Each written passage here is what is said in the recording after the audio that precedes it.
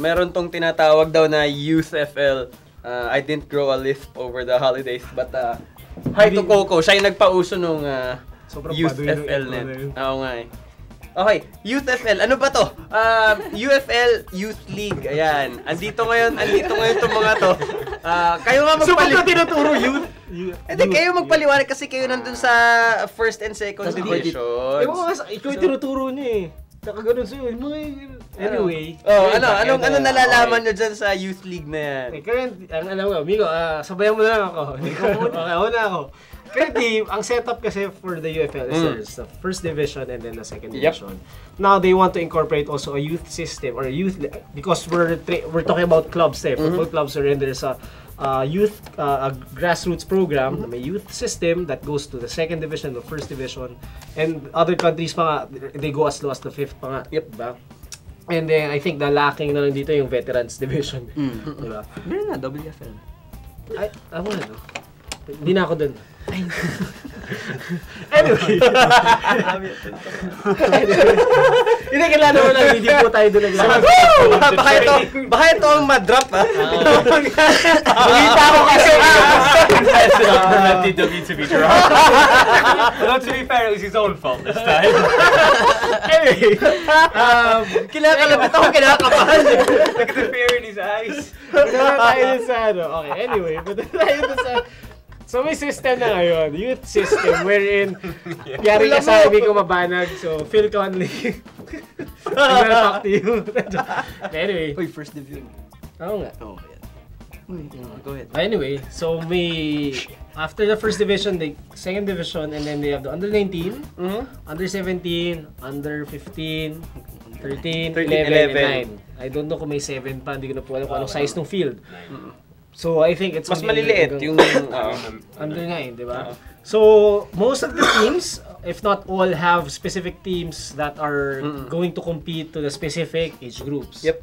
But not all have fielded for the entire for league, all the age groups. Ikaw na. Since youth. Well, parang pati height. Yung sinasabi kasi sa amin lagi ng coach namin, the problem here in the Philippines is the lack of games. Unlike in Europe, merong certain number of games per age group.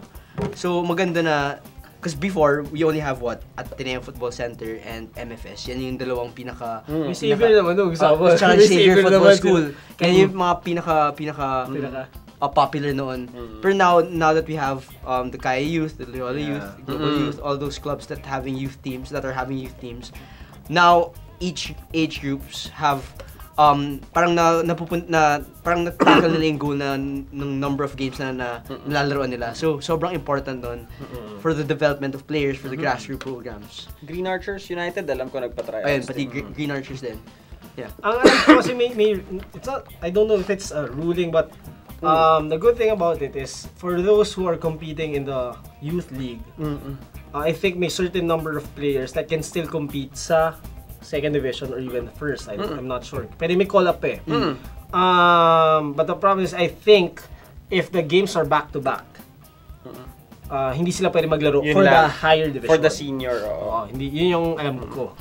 Kasi yung most, sa Agila, from our team kasi we have a lot of youth players talaga. So yun yung usapan din doon. So, and even with siguro those who are familiar with foreign leagues or even with national sides, ganun din naman, 'di ba? You have under 23 pools, under 21. Yes. And these guys can get called up for the senior teams as well. Yes. So ganun naman din 'yon. So ano ba to? When is it going to start? I hear April 15, ano? But how are the matches going to be? Do we have any? Yeah, it looks pretty good actually because they've not done it 11 aside the whole way, which is a good move. The younger they are, the under 9s will be playing 7 aside. The under 11s will be playing 9 aside, and then under 13s and above will be playing 11 aside.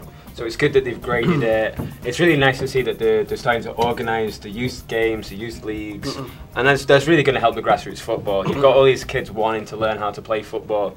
You can see at the turf, there's so many kids there for the training clinics, for the training sessions, and now there's a league, now there's a place for them to go into. So it's really good for the Philippine football. Nakakatuwa nga if you read it on Twitter, there are a lot of people, like for example, most of the tweets that I've been reading are about the tryouts for Green Archers. They didn't expect to be included in the cut. They're so happy that they've been a part of the club now, all that. So nakakatawa kasi the build up for not just the UFL First Division or Second Division, but also for the grassroots program is there.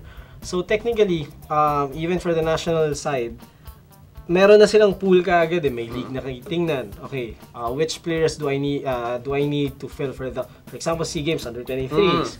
So pwede ka nang may makuha ka kahit sa under 19s eh. 'Di ba sa Bolkia under 21s. Under 21. So pababa age groups naman normally lahat ng national sa national teams eh. So meron ka ng pool, you have a source of talent wherein you can get for the age groups for the national side.